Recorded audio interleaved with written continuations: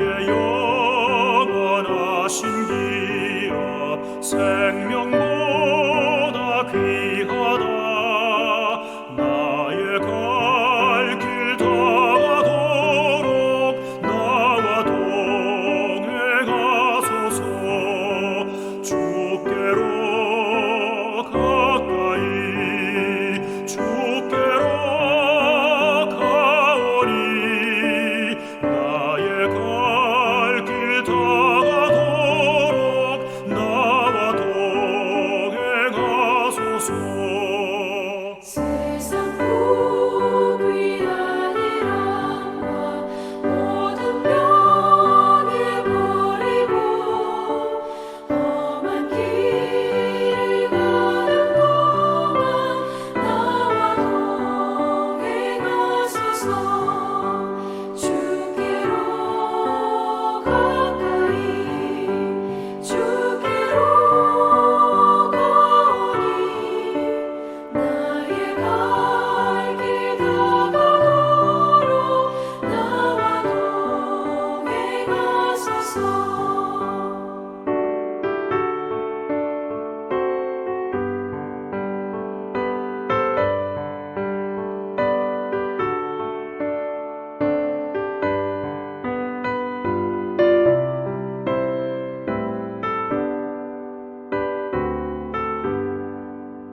어둠 골짝 지나가며 험한 바다 건너서 천국문에 이르도록 나와 동행하소서. 주께로 가까이 주께로 가오니 나의 갈 길 다가도록 나와 동행하소서.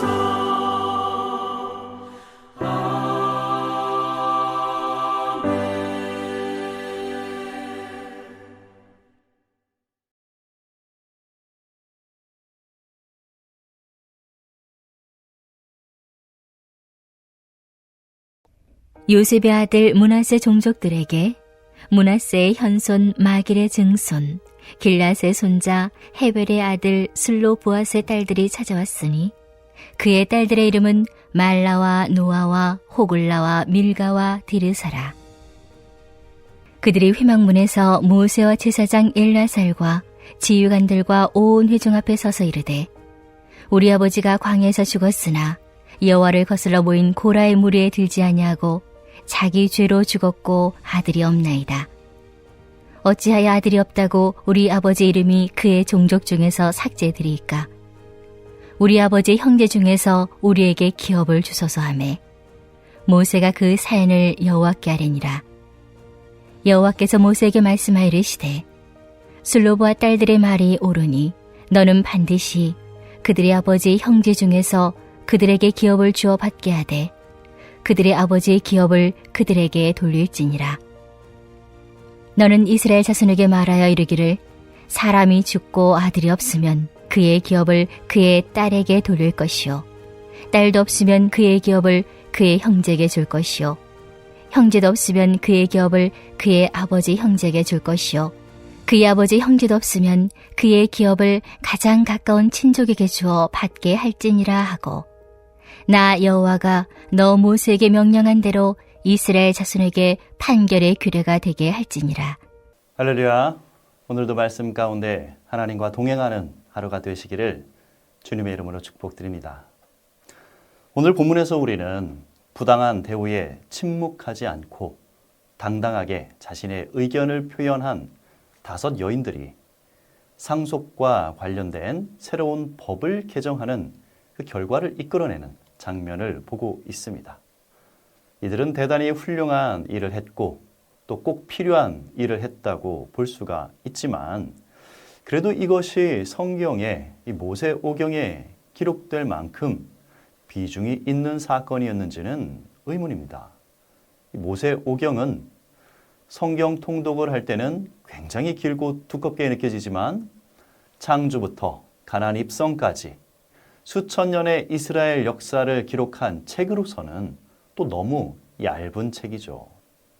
하지만 그럴 수밖에 없는 것이 이 현대에 비해 과거에는 역사를 구전으로 전하거나 돌판, 동물의 가죽, 파피루스 이런 곳에 새겨야 했기 때문에 후대에 남길 수 있는 분량이 굉장히 제한되어 있었습니다.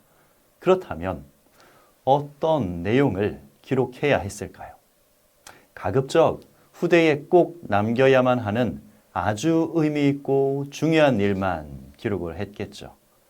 그런 측면에서 이 여인들로 인해 상속법이 만들어진 이야기가 과연 그 정도의 가치가 있을까 의문이 드는 거죠. 하지만 이 이야기는 성경에 기록이 되었고 이것은 하나님께서 이 여인들의 행동을 아주 의미 있게 여기셨다는 것을 뜻합니다. 과연 어떤 부분이 그렇게 의미가 있었을까요? 이 법의 내용이 의미 있는 내용인 걸까요? 아니면 당당하게 자신의 권리를 요구한 여인들의 용기가 의미 있는 걸까요? 저는 사실 하나님이 이러시면 안 된다고 생각합니다. 전지전능한 하나님이시라면 이 여인들의 난처한 상황을 모르셨을 리가 없는데 그렇다면 여인들이 이런 얘기를 하기 전에 먼저 알아서 법을 만들어 주셨어야죠. 여성에게는 인권이라는 게 없던 그런 이 시대에 이런 말을 하러 회당 앞으로 나가기까지 이들이 얼마나 고민하고 망설이고 또 두렵고 또 떨렸겠습니까? 요즘도 그렇죠. 소심한 분들은 당연한 자신의 권리조차 남에게 요구하는 걸 어려워합니다. 그래서 그런 분들은 먼저 알아서 챙겨줘야 하는데 사람들이 그러질 않죠. 요구하지 않으면 그냥 모른 척하고 안 챙겨줍니다. 하지만 하나님은 그러시면 안 되잖아요. 성경 말씀의 교훈이 하나님은 우리의 필요를 먼저 알고 채워주신다가 되어야지. 원하는 게 있으면 스스로 챙겨라. 봐라. 하나님도 얘기하니까 그제서야 해결해 주지 않느냐. 이건 좀 이상하지 않습니까? 그렇다면 이 이야기는 하나님의 이미지에 불리하게 작용할 수도 있을 텐데 과연 어떤 부분 때문에 하나님께서는 이 여인들의 이야기를 역사책에 길이길이 남기셨을까요? 그것은 이 사건이 누구든지 하나님께 나올 수 있다는 것을 보여준 그런 사건이기 때문입니다. 앞에서 말씀드렸듯이 이 시대는 어디 감히 여자가 이런 시대입니다. 이것은 역사 자료를 찾을 필요도 없고요. 그냥 오늘 본문 1절만 봐도 알 수 있습니다. 중고등학생 시절 저는 선생님들께 제 이름이 불린 적이 별로 없었습니다. 왜냐하면 제가 입학하기 전에 저보다 2살 많은 형님이 먼저 입학을 해서 이 전교 1등을 휩쓸고 다니셨기 때문에 저의 형님의 이름이 정식인데요. 저는 입학해서 졸업할 때까지 선생님들에게 뭐라고 불렸을까요? 정식이 동생. 아, 네가 정식이 동생이구나. 저는 형을 좋아했기 때문에 그게 별로 기분 나쁘지 않았지만요. 이게 사실 인격 모독이거든요. 아니, 제 이름 어디 갔습니까? 자, 다시 오늘 본문을 보시기 바랍니다. 사람을 소개하는데 그냥 슬로보앗의 딸 누구누구가 왔다 라고 하면 되는 거 아닙니까? 그런데 이 뭐가 말이 참 많습니다. 므낫세의 현손, 마길의 증손, 길로앗의 손자, 헤벨의 아들, 슬로브앗의 딸들. 자, 이렇게 그 가문의 조상님들을 다 소환해서 설명해야 할 정도로 이 여성은 존재감이 없고 인권이 없었던 겁니다. 그런데 그런 여인들이 다른 사람들의 기준에서는 감히 하나님께 민원을 제기한 겁니다. 하지만 하나님의 기준에서는 이게 너무 놀랍고 그 믿음이 대단했던 거예요. 우리가 잘 알고 있듯이 하나님이 기뻐하시는 것은 바로 믿음이죠. 아마도 예수님이셨다면 이렇게 칭찬하셨을 것 같아요. 여자야, 내 믿음이 크도다. 내 소원대로 되리라. 이것은 귀신 들린 딸을 둔 가나안 여인에게 하셨던 칭찬입니다. 신약에는 예수님께 믿음이 크다고 칭찬받고 병고침 받은 사람들이 가끔 등장하는데요. 예수님이 가나안 여인의 믿음을 크게 칭찬하셨던 이유는 다른 사람들과는 조금 다릅니다. 이 성경의 그 부분을 자세히 관찰해 보면 가나안 여인의 믿음은 예수님이라면 귀신 들린 내 딸을 고쳐줄 수 있을 거야 라는 능력에 대한 믿음이 아니었습니다.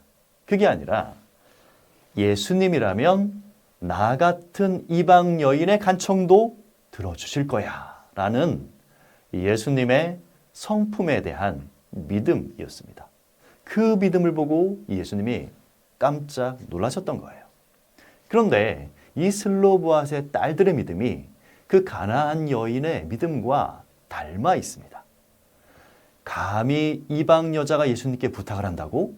그렇게 생각하던 시대에 예수님을 믿고 나아갔던 그 가나안 여인처럼 이 슬로보앗의 딸들도 감히 여자가 회막 앞에서 자기 권리를 주장해?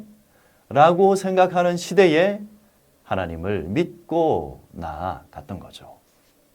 민원을 해결받고 못 받고가 중요한 게 아니라 하나님을 믿고 찾아갔다는 그 사실이 중요한 겁니다. 그 이유는요, 하나님이 원하시는 것은 바로 우리와의 관계이기 때문입니다. 기독교의 핵심은 하나님과의 관계입니다.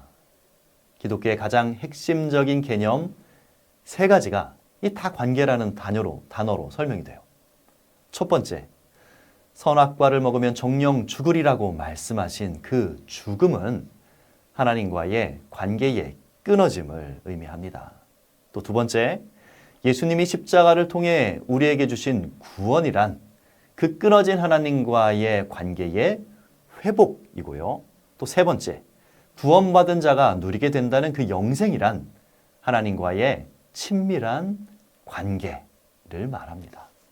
그래서 성경의 내용을 한 문장으로 요약하면 하나님과 우리의 관계가 끊어졌지만 회복되었고 영원히 지속될 것이다 라고 할 수 있죠.